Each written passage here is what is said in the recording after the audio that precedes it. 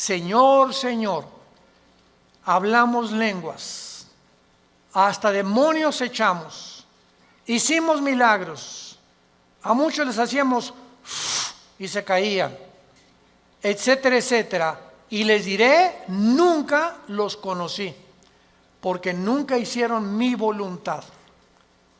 Entonces, hacer la voluntad de Dios es creer que lo que la Biblia dice es verdad. Y si tú vienes a un estudio de francés o a un estudio de hebreo o de italiano, o vas a la escuela a estudiar geografía, imagínate que el maestro sepa que no llevaste tu libro de geografía, o tu libro de historia, o de civismo, o de todos los libros, ¿verdad? En mis tiempos que teníamos la mochila cargada como con 10 libros. Entonces nos sacaba de la clase el maestro en aquel tiempo. Entonces venía la Biblia, venía el domingo a la iglesia y no traer el libro. Pues ¿a qué vienes, no? Pues nomás vengo a oír, vengo a escuchar nada más. Pero cuando tienes la Biblia en tus rodillas y hablando el predicador, pero es que como están los versículos ahí en la pantalla, ¿para qué traigo ya la Biblia? Porque si no la aprendes a manejar, a ver el libro de Amós, me voy al índice, Amós página 1195, la busco rápidamente y me doy cuenta que comienzo a manejar mi Biblia y comienzo a descubrir dónde se encuentran en el Antiguo los Salmos, que está a la mitad de la Biblia, los Proverbios, el Apocalipsis, y no andas buscando Génesis en los Evangelios. Entonces, esta es la razón por la cual el cristianismo se encuentra como se encuentra. Ahora, fíjense ustedes la segunda prueba. Si mañana yo le pregunto a cualquiera de ustedes que no trajo la Biblia hoy, ¿me puedes hacer llenar una hoja tamaño carta en un resumen de lo que oíste ayer en la conferencia? No llenan ni la mitad de la hoja. Porque es más difícil recordar que estar escribiendo o tomando notas o estar en contacto con la Biblia o con el libro de geografía o de historia o con la materia que tengas que escuchar. Cristianos, familia de Dios, pónganse las pilas. Ya estuvo suave solamente de venir a calentar una silla el domingo sin tener en cuenta las grandes responsabilidades que tenemos como hijos e hijas de Dios. En la Biblia encontramos dos patrones que nos muestran claramente que Dios tiene en su plan cósmico de los tiempos cronología, porque dice: yo soy el primero, yo soy el postrero, desde el principio hasta el fin. Entonces, el Dios de los cielos, creador del universo, el maestro de maestros, el sabio de los sabios, cuyos pensamientos no son otros pensamientos, tiene un plan. Y tiene un plan secreto. Por ejemplo, para darles rápidamente esto como un ejemplo, para no ser redundante, Satanás no sabía el plan de Jesucristo. Dice en 1 Corintios capítulo 2, si los príncipes de este mundo, o sea, está hablando de los principados satánicos, hubieran sabido que Judas no iba realmente a funcionar y que matando a Cristo se les iba a devolver el tiro por la culata, nunca Satanás se hubiera metido a Judas, ni hubieran crucificado a Cristo, ni el diablo hubiera asusado a los líderes religiosos para que lo crucificaran. ¿Por qué? Porque aunque sabían que venía el hijo de David y que algún día vendría un Mesías, no se mencionaba que era el Hijo de Dios. No se mencionaba que era Dios en la carne, aunque de alguna forma Isaías capítulo 7, capítulo 9, nacerá de una virgen, etcétera, etcétera, pero todo estaba muy velado. Entonces, el diablo y los demonios, lo único que sabían era realmente que él era un enviado de Dios, claro, Jesucristo, pero no entendían claramente que en su muerte se encontraba el secreto de su derrota y menos en su resurrección. Y cuando Cristo resucita a los 3 días, qué susto se llevó Lucifer al darse cuenta que ahí fue exhibido, dice Colosenses 2:14 en adelante, públicamente, como que Cristo venía a vencer y a decirnos que mayor es el que está entre nosotros que el que está en el mundo. Entonces, así la Biblia está llena de secretos y de piedras preciosas escondidas que Dios le quiere revelar a los cristianos, pero no a todos los cristianos. Oiga, ¿de qué está usted hablando? Que no todos somos iguales en cuanto a que somos hijos de Dios. Pero así como en los apóstoles encontramos en el cuadro de la última cena a uno nada más de los 12 apóstoles recargado en el pecho de Jesús, ¿quién era? El apóstol Juan. ¿Por qué solo a Juan se le retrata en el pecho de Jesús? Porque era el apóstol del amor, el apóstol que él escogió en lugar de los otros 11 estar más cerca de Jesús. Y ese lugar en el pecho de Jesús está vacante. Entonces hay cristianos que están más cerca de Jesús que otros. Son cristianos, pero como Pedro algún tiempo de su vida lo siguen de lejos. Nunca traen la Biblia. Llegan a un hospital a hablarle a una persona, a tu mamá, a tu madrina que se está muriendo, que tiene cáncer, y llega el doctor, ¿alguien puede leer un salmo en un velorio, en un entierro? Y los cristianos, piu, piu, piu. No abre ni el pico, nada absolutamente, porque no sabe ni dónde se encuentran los salmos, ni qué pasaje leerle de la Biblia a un enfermo, o cómo guiarlos y decirles que necesitan el plan de salvación, recibir a Cristo. Entonces tú tienes que tener una Biblia en tu coche, otra en el baño, otra en tu oficina, en tu cuarto, en tu taller. Hay otras chiquitas que traen para cuando viajas en el avión, en el autobús, etcétera, etcétera. Tenemos que ser hombres y mujeres de la palabra de Dios. Y hasta que tú tomes esa decisión en tu vida, las cosas van a cambiar como no te imaginas. Porque serás fortalecido como un árbol plantado junto a corrientes de agua, que da su fruto a su tiempo, su hoja no cae, y todo lo que hagas, escúchame bien, todo lo que emprendas prosperará. Porque el fruto de nuestra prosperidad y nuestras bendiciones vienen de nuestro contacto con este libro. Muy bien, dentro de la cronología del plan de Dios, Dios le dio a Israel la semana de 7 días, 6 días de trabajo por uno de descanso, y al mismo tiempo que Dios creó en 6 días el universo, el séptimo descanso, Dios dice en el Salmo 90, en primera de Pedro, que para Dios un día de 24 horas es como 1000 años. Con mucho cuidado, síganme. Entonces, estos 6 días de 24 horas, Dios le da a Israel semanas de años también. En otras palabras, bíblicamente, la historia del ser humano, desde Adán hasta que venga Jesucristo en su segunda venida, tienen que pasar 6000 años. Por ahí ya vamos bien. No puede pasar más tiempo porque es el tiempo exacto de Dios. 6000 años. Ahora, ¿cómo estamos contando nosotros los años a través de la historia? El impacto de Jesucristo en la historia ha sido tan grande, señores historiadores, maestros, sociólogos que nos visitan, ateos, escépticos y agnósticos. La historia la contamos desde antes o después de Buda. Antes o después de Mahoma, antes o después de Zoroastro, antes o después de Mahatma Gandhi, antes y después de Cristo y después de Cristo. Es tan grande el impacto de Cristo que divide la historia. Es tan grande que se celebra su nacimiento en Navidad y en Semana Santa su muerte.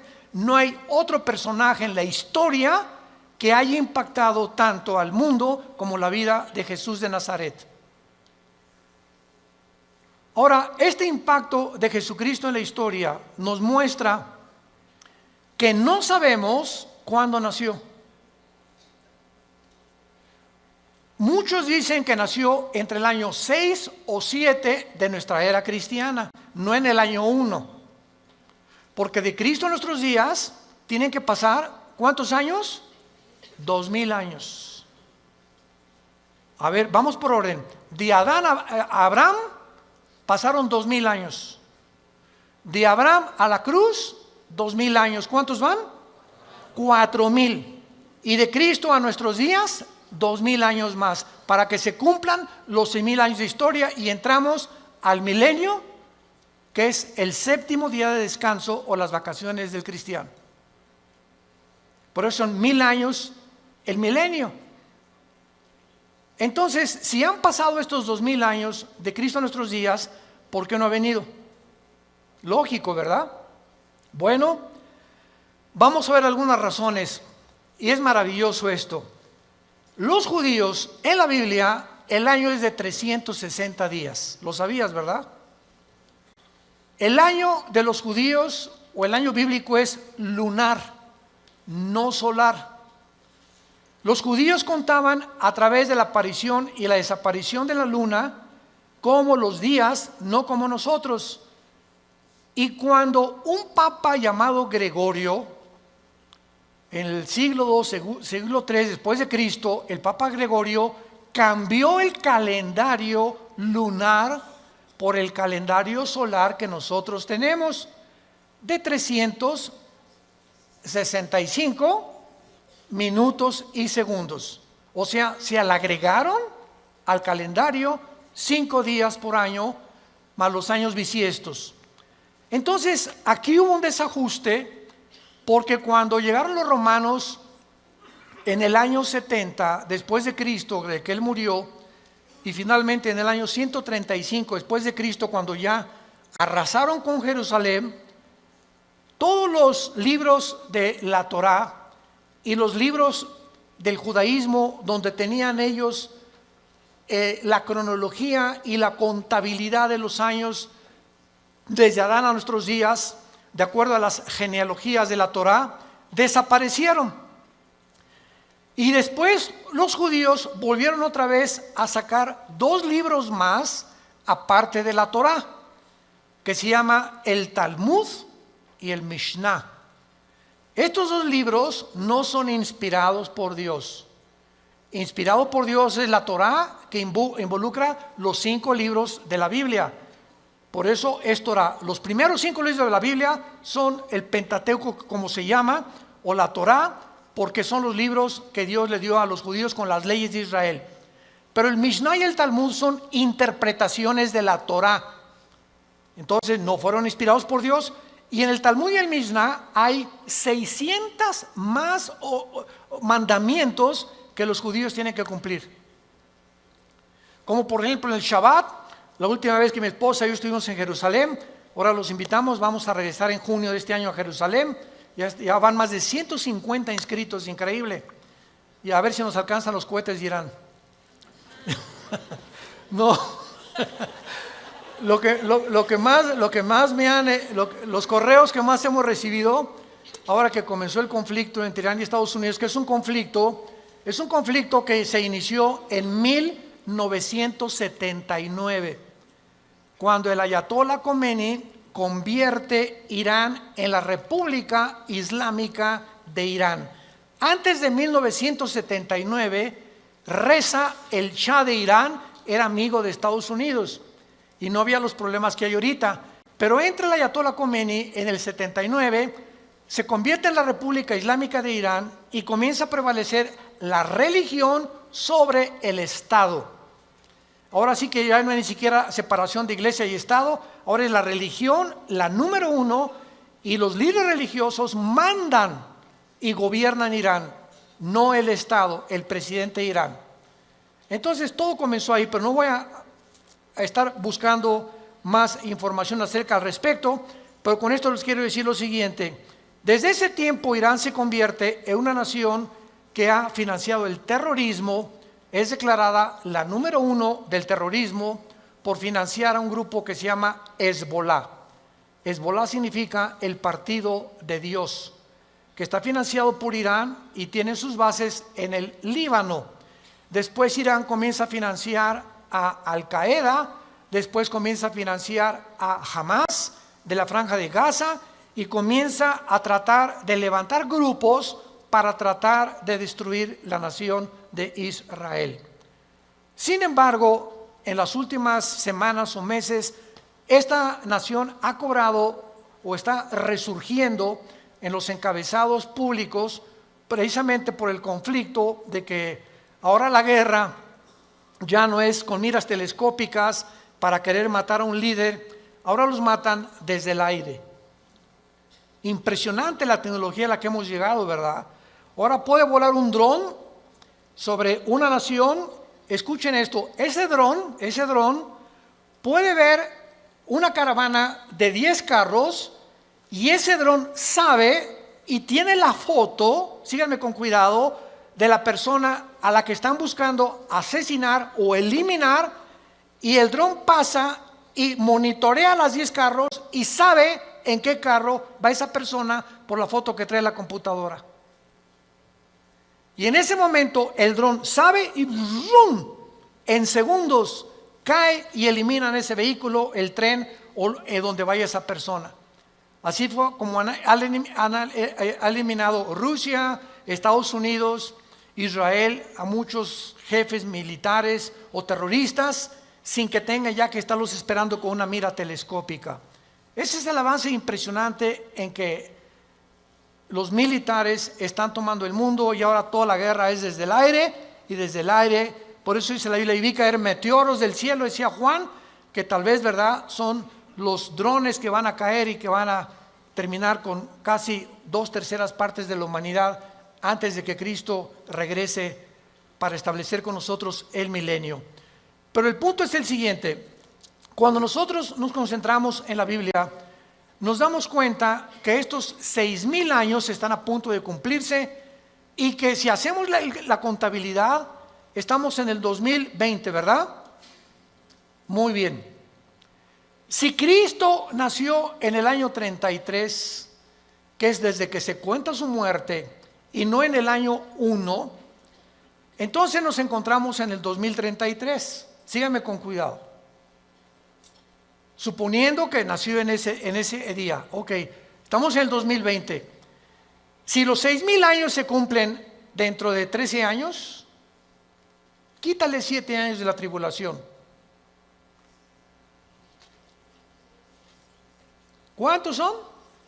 Sí estudiaste aritmética, ¿verdad?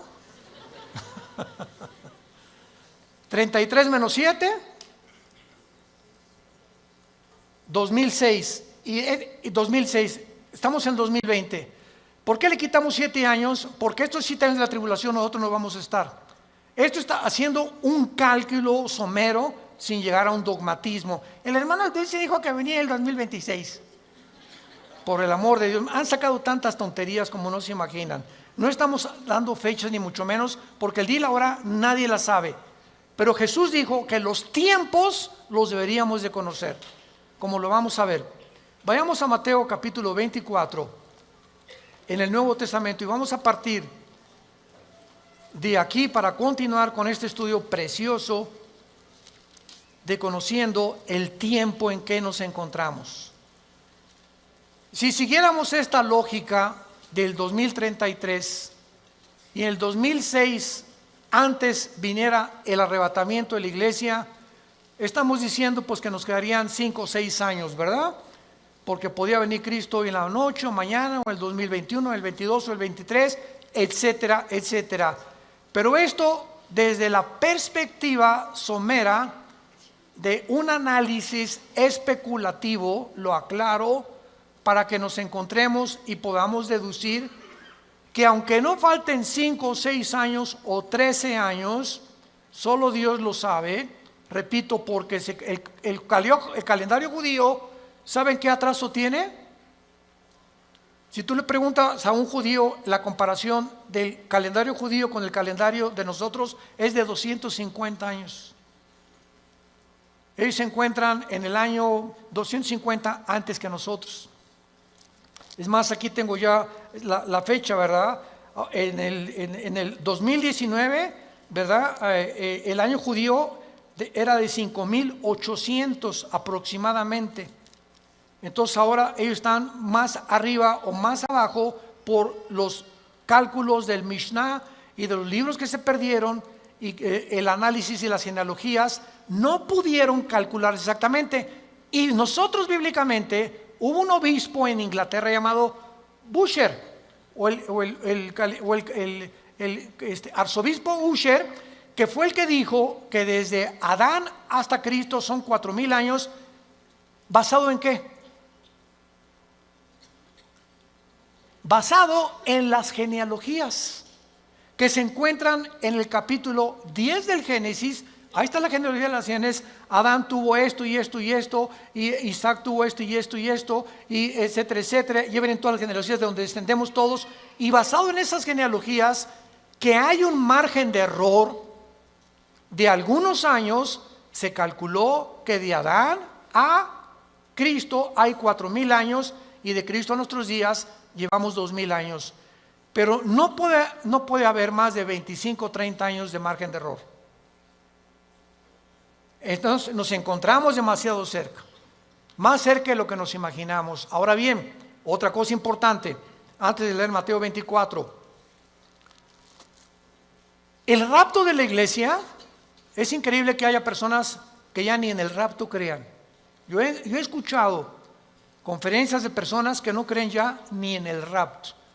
Estamos en la apostasía, están negando cosas superbíblicas.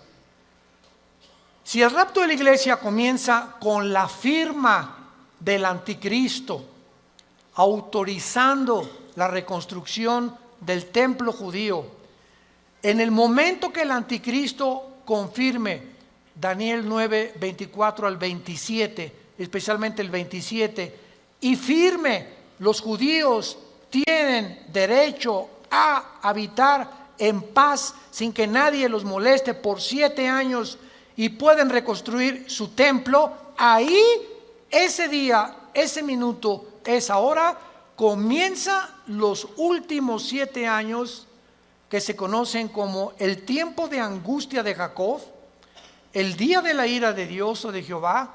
Y el Nuevo Testamento, segunda de Tesalonicenses capítulo 2, 3 y 4, el día del Señor. El día del Señor no es el día del rapto, el día de Cristo es el día del rapto, el día del Señor es el tiempo de la tribulación, para que sepamos distinguirlo proféticamente a ustedes que les interesa el estudio de las profecías. Entonces, desde ese momento, muchos creen que al firmar el anticristo, el pacto, los cristianos desaparecemos y somos arrebatados. No es así. El rapto puede ser 1 año antes de que el anticristo confirme el pacto. ¿Me van siguiendo con mucho cuidado? El arrebatamiento puede ser 3 años antes de que el anticristo firme el pacto. O puede ser 1 semana y a la semana el anticristo confirme el pacto. Entonces no hay tiempo para poder establecer el rapto, ni el día ni la hora.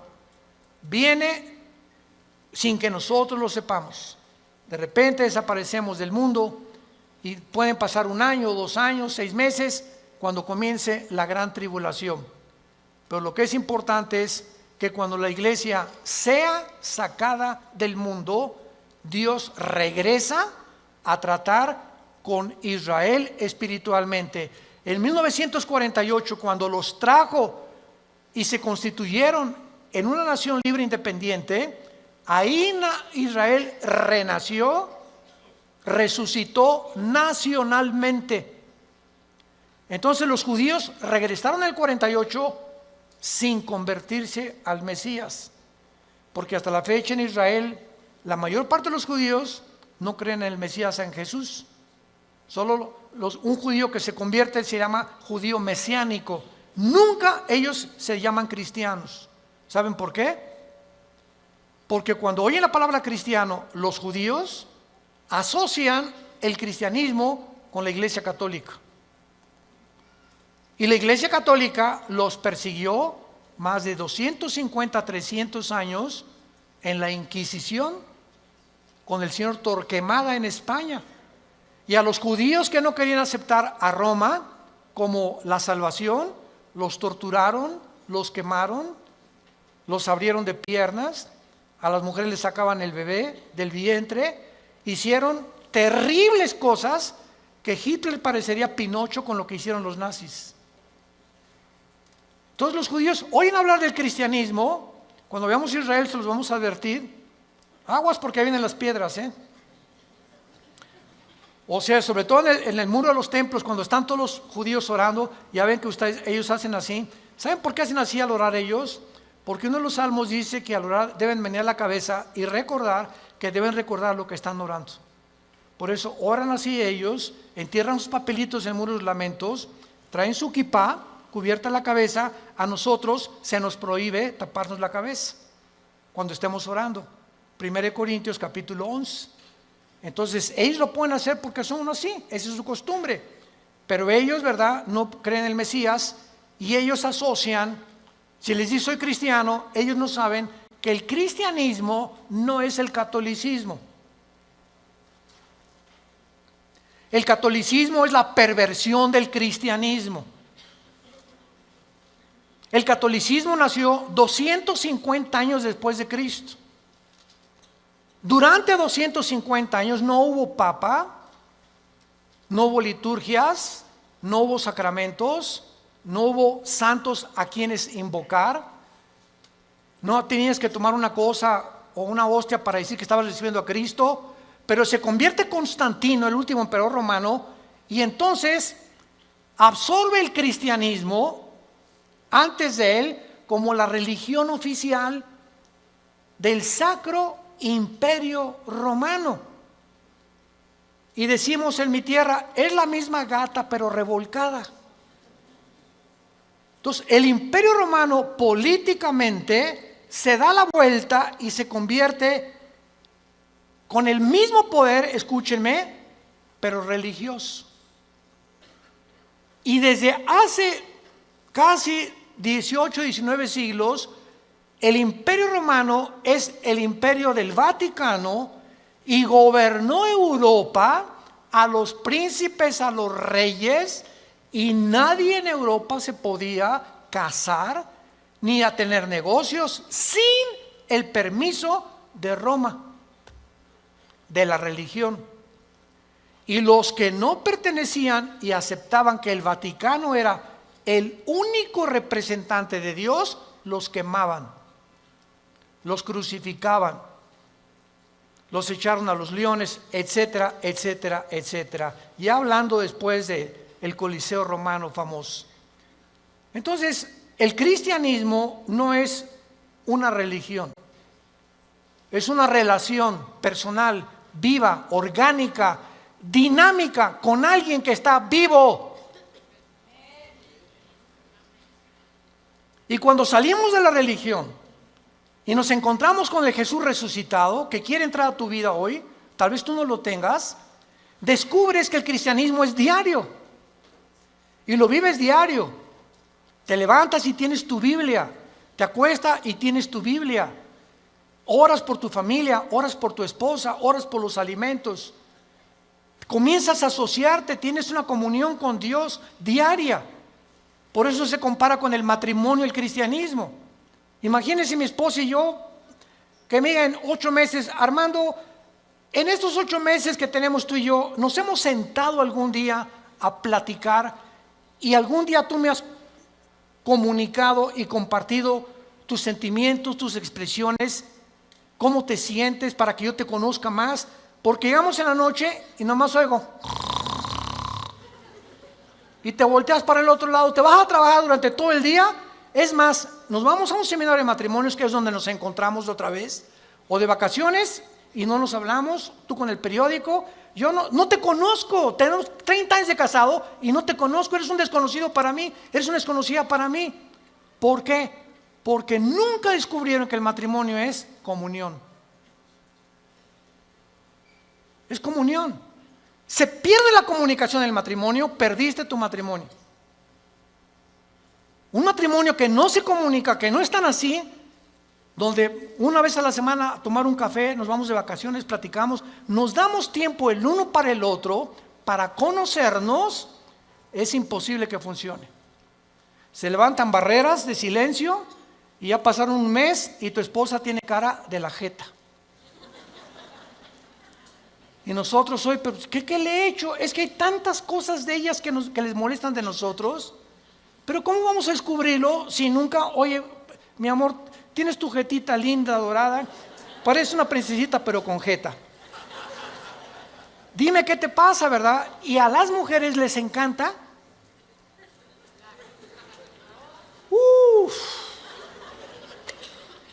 Porque no son como nosotros.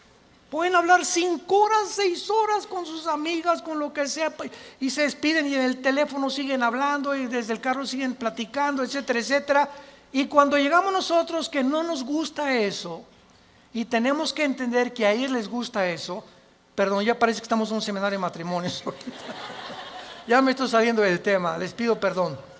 Bueno, se van a enojar y así es el cristianismo. Ok, entonces el cristianismo no es una religión, es una relación con Cristo diaria. No es el domingo, imagínate, cada domingo a tu esposa de 5 a 6 te comunicas con ella. Así es la religión. El domingo voy a misa, a la iglesia, y lunes, martes, miércoles, jueves, viernes ni me acuerdo, ni abro la Biblia, ni oro, ni nada. A lo mucho me echo una persinada de vez en cuando va a meter el gol de la América.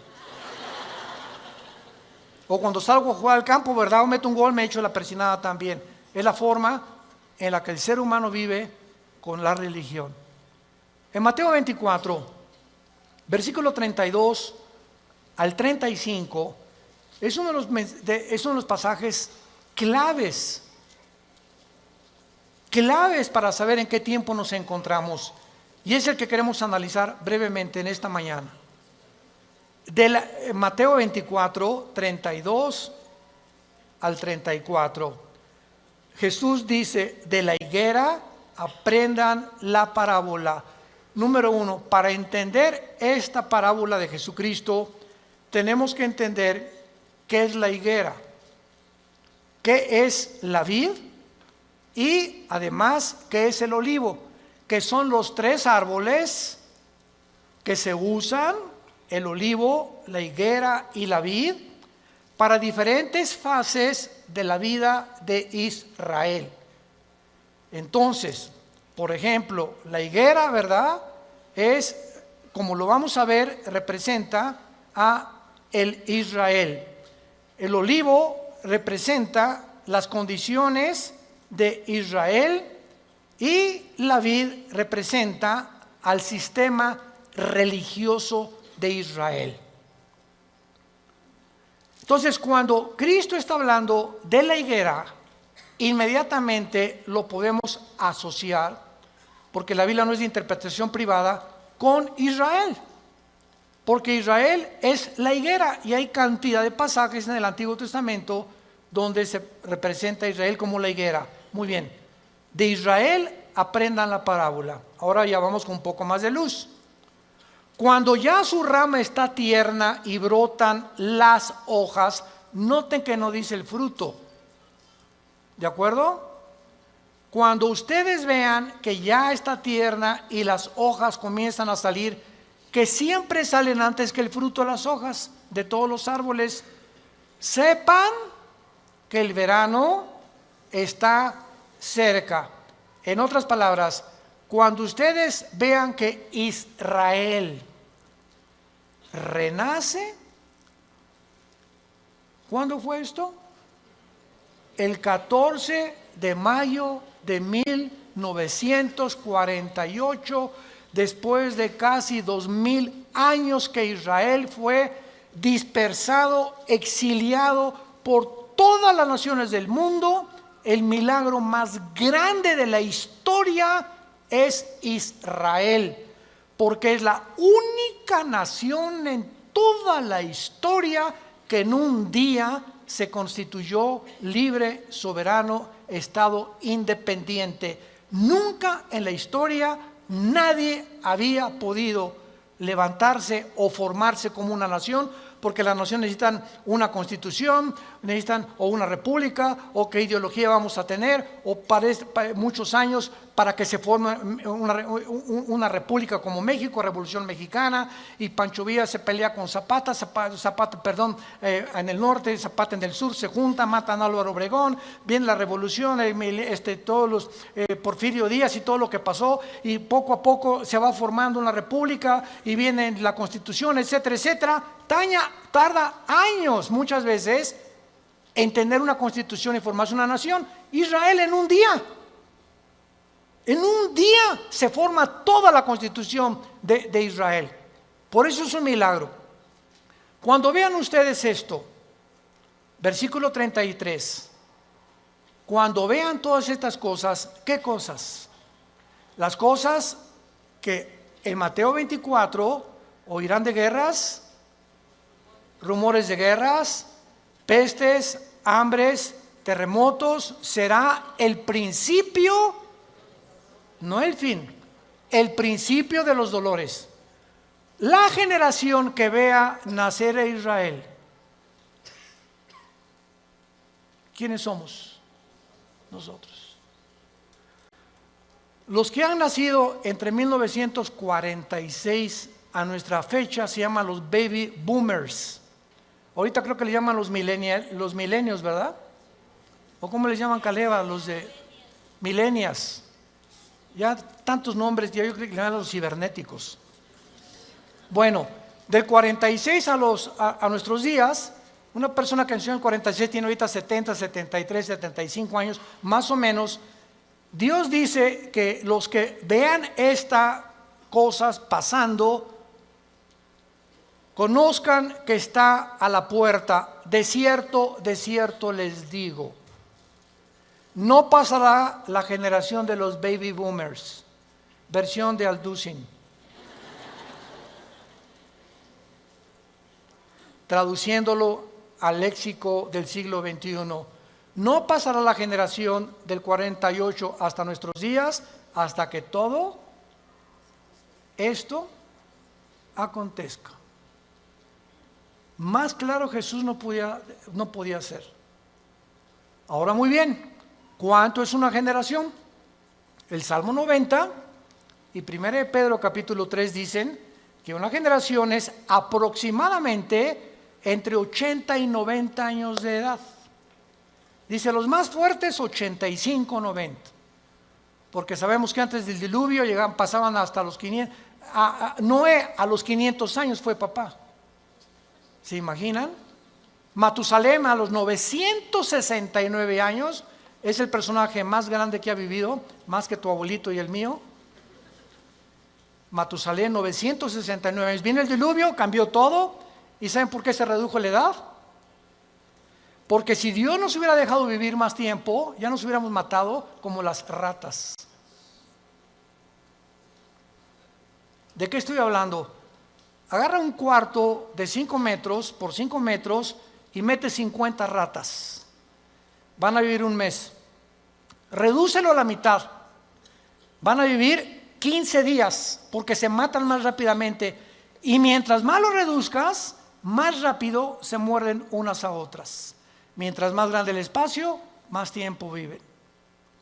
Entonces, así nosotros, Dios tiene que reducir más y más nuestra vida, porque mientras más querramos vivir, si así con 80 años de edad estamos al punto de una tercera guerra mundial, ahora imagínense que Dios nos hubiera concedido que viviéramos más tiempo. Entonces, por la misericordia de Dios, se redujo la vida en los más robustos, 85, 90 años.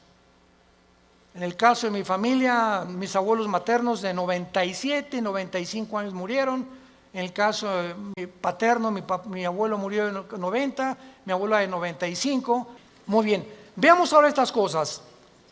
Las hojas representan el nacimiento o el renacimiento nacional de Israel, porque regresaron en el 48 sin convertirse. ¿Cuándo Israel se va a convertir al Mesías? Romanos 11, 25 y 26. Apocalipsis capítulo 7, cuando Él selle a 144,000 judíos y ellos en el tiempo de la tribulación, nosotros ya no estamos aquí, el más grande avivamiento de Israel se convertirá cuando Jesucristo venga al final. Y cuando Él venga al final, todo Israel será salvado. Desde luego los que creyeron en Jesús como el Mesías. Entonces, es importante esto, ¿verdad? Porque las hojas representan el renacimiento de Israel de 2000 años y el nacimiento de la generación de la higuera. Cuando Israel se convierta, entonces el Israel será el fruto de la conversión, porque por el árbol, por el fruto lo conoceremos a un árbol. Si es un árbol de naranjas, da naranjas; si es un árbol de manzana, da manzanas. Ahorita Israel no ha dado fruto. ¿Cuál es el fruto? Amor, gozo, paz, benevolencia, que produce ¿quién? El Espíritu Santo. Y ellos no tienen a Ruach el Kadosh, al Espíritu de Dios que tiene la iglesia que Dios nos ha dado. Muy bien, ahora es importante que veamos en el capítulo 21 de Lucas algo sensacional, algo asombroso acerca de esto. Porque aquí hay una señal que es la siguiente. Si Israel no hubiera regresado en el 48, no sabríamos qué tan cerca estábamos del rapto. Tenía Israel que regresar en el 48 a la Biblia, porque desde el 48 que regresó Israel a la Biblia, se puede cumplir el rapto. Entonces, el hecho que hayamos nosotros sido la generación que esté contemplando este milagro de Israel en el 48 nos habla que el tiempo está ya contado. Si Israel no hubiera regresado, el anticristo que iba a perseguir. ¿Me están siguiendo? Si Israel no hubiera regresado, ¿quiénes iban a reconstruir el templo? Si Israel no hubiera regresado, ¿a quiénes 144,000 hubiera Dios en el capítulo 7 de Apocalipsis ungido con el Espíritu Santo?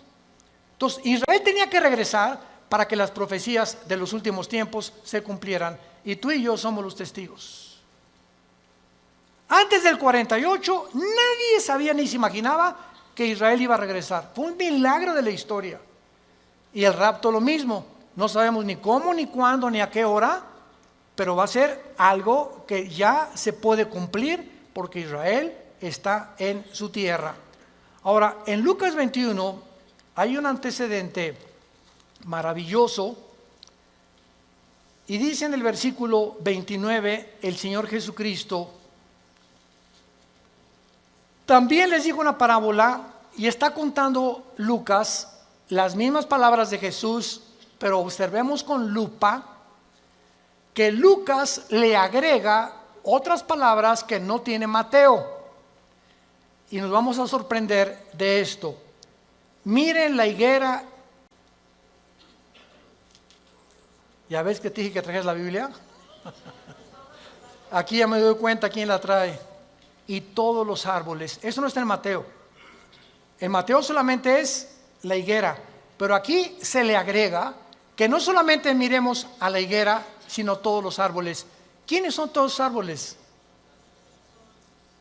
En la Biblia, por ejemplo en el libro de los jueces, en el libro de los Antiguos Testamentos, los árboles representan dos cosas: naciones y personas.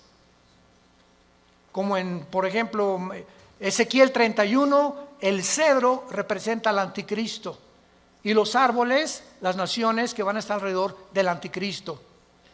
Entonces, Cristo está diciendo: vean el renacimiento de Israel y vean las naciones que a su alrededor de él, en el Medio Oriente, van también en el mismo tiempo y en las mismas épocas a resucitar y a resurgir. Escuchen esto: la Primera Guerra Mundial preparó la tierra para Israel. La Segunda Guerra Mundial preparó a los judíos para la tierra de Israel.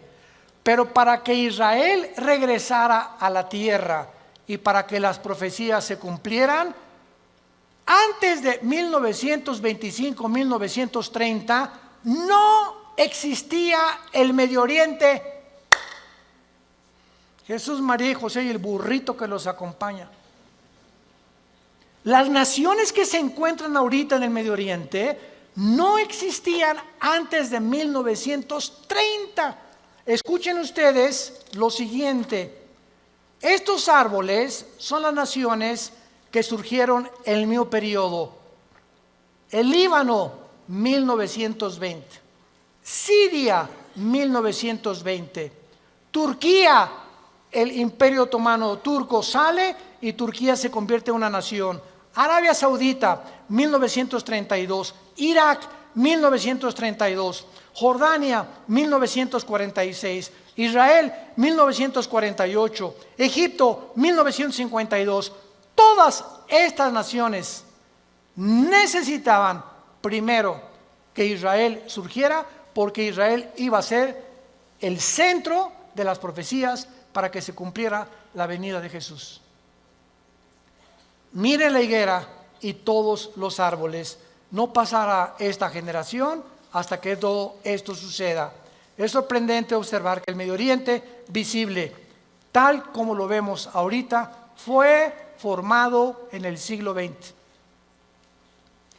Existía la Mesopotamia, o sea, Siria y Irak, era lo mismo, era el Medio Oriente, pero no estaba la división entre Siria y entre Irak, Transjordania, Jordania, el Líbano, Egipto. Egipto existe desde hace cientos de siglos, pero no estaba formado exactamente con las divisiones geográficas que los ingleses y los franceses, que fueron los que colonizaron con Portugal y España el Medio Oriente, determinaron, y ellos fueron los ingleses y los franceses los que dividieron el Medio Oriente tal como nosotros lo conocemos actualmente. A Israel le asignaron ese pedacito de tierra, a Jordania eso, a Arabia Saudita eso, a Líbano eso, a Siria eso, y fue después de la Primera Guerra Mundial.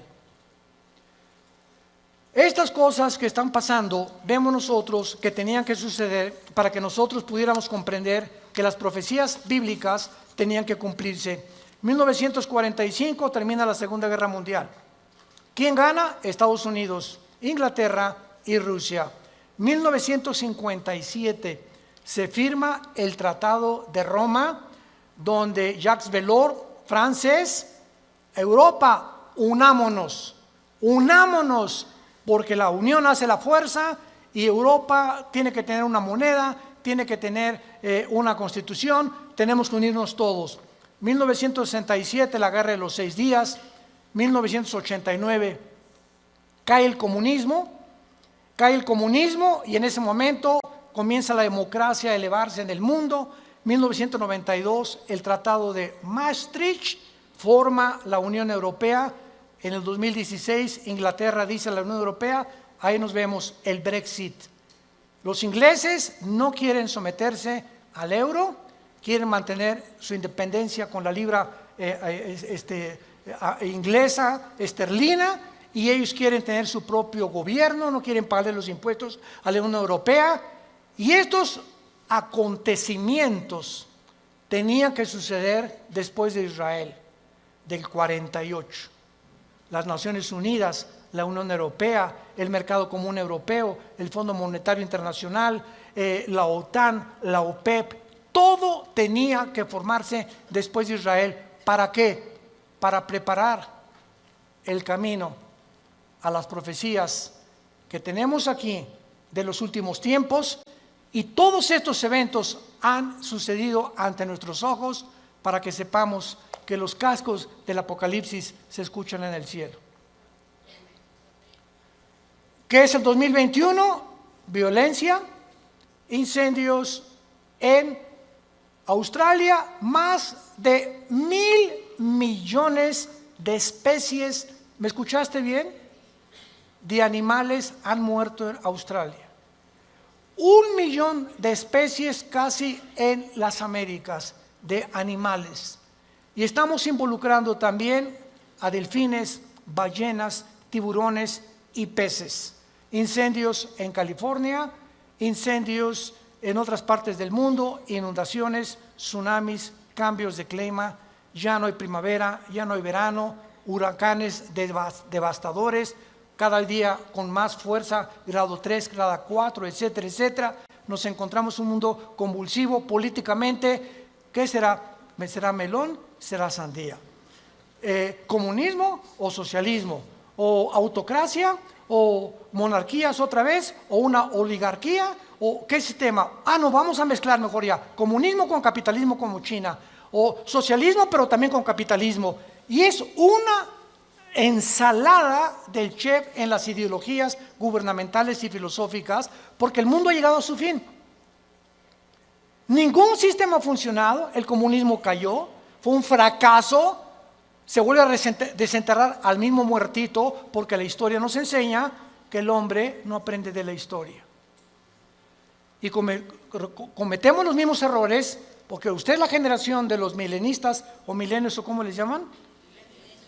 Cibernéticos les llamo yo, ¿verdad? No han experimentado lo que nuestros padres en la Segunda Guerra Mundial, lo que se sufrió, y ahorita el pasado ya no existe para ustedes.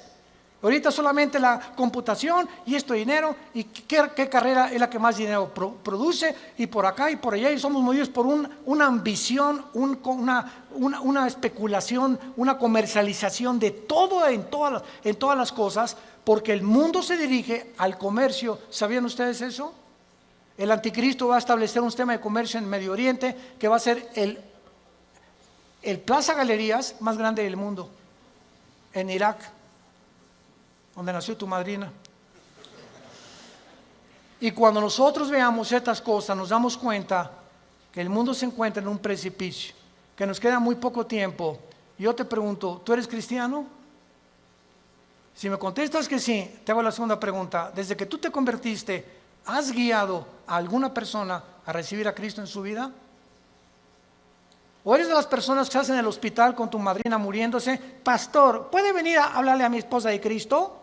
¿O a mi madrina? Entonces, ¿que tú no le puedes dar un versículo de la Biblia o compartir el plan de salvación? ¿No sabes cómo guiar a tu madrina en agonía a que reciba a Jesucristo en su cama? Tienes que recurrir al pastor. Se murió. ¿Puede venir al funeral para predicarles de Cristo? ¿No lo puedes hacer tú? Claro que vamos, porque es nuestra responsabilidad de los pastores.